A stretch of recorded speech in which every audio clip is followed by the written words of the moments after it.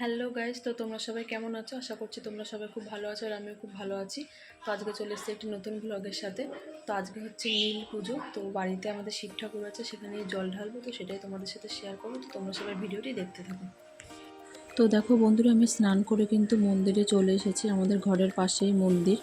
তো এবার দেখো, এখানে আমি ফল, ধূপকাঠি, মোমবাতি, দুধ, গঙ্গা, তারপরে ফুল সব একসাথে রেডি করে নিয়েছি।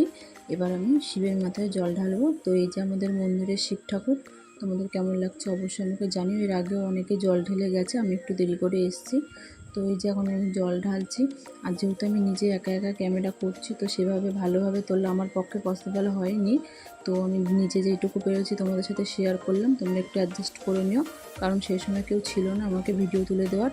আর ওদিকে পুচকু আজকে খুব ডিস্টার্ব করছিল, ঘুমাচ্ছিল না। এই জন্য আমি তাড়াতাড়ি করে স্নান করে কোনো রকমভাবে জল ঢেলে চলে এসেছি। ভালো করে মানে সাজতেও পারিনি, শাড়ি টাড়িও পরিনি। তো জল ঢালা আমার হয়ে গেছে। এবার আমি ফলগুলো ঠাকুরকে সব দিয়ে দিচ্ছি এক এক করে। তো বন্ধুরা, বারবার বলছি তোমরা ভিডিওটা একটু অ্যাডজাস্ট করে নিও, কারণ যেহেতু আমি নিজে একা হাতে করেছি। তো তোমাদের ভিডিওটি কেমন লাগছে অবশ্যই জানিও আমাকে। তো ফল দেওয়ার পর এবার আমি ফুল দিয়ে দিচ্ছি ঠাকুরের মাথায়। একদম আমাদের ঘরের সাথে আমাদের মন্দির, এটা আমাদের বাড়িরই মন্দির। বাড়ির সবাই এখানে জল ঢালে। বন্ধুরা, তোমরা কে কে নীলের উপোস করো অবশ্যই কিন্তু আমাকে কমেন্ট করে জানিও। এটা কিন্তু আমি প্রথম করছি। প্রথম বলতে আমার পুচকু মানে আমার বেবি হওয়ার পর এটা আমার প্রথম নীলের পুজো। তো এর আগে এমনি নীলের পুজোর সময় শিব ঠাকুরের মাথায় জল ঢেলেছি, কিন্তু বেবি হওয়ার পর এটা আমি প্রথম করছি। তো এটা আমার ফার্স্ট পুজো। তো প্রথমবার তো সেভাবে করতে পারলাম না, পুচকু যেহেতু ছোটো। এর পরের বার ভালোভাবে করব। তো তোমরা সবাই ভিডিওটি দেখতে থাকো। তো এদিকে আমি ধূপকাঠি, প্রদীপ সব একে একে দেখিয়ে নিচ্ছি। আর মেন তো মোমবাতি জ্বালানো।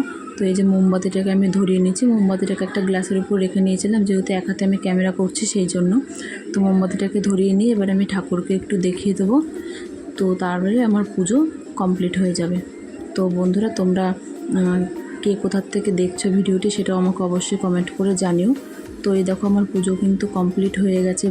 এবার আমি ঘরে চলে যাব। তার আগে তোমাদেরকে ঠাকুরটা একবার ভালো করে দেখিয়ে দিই।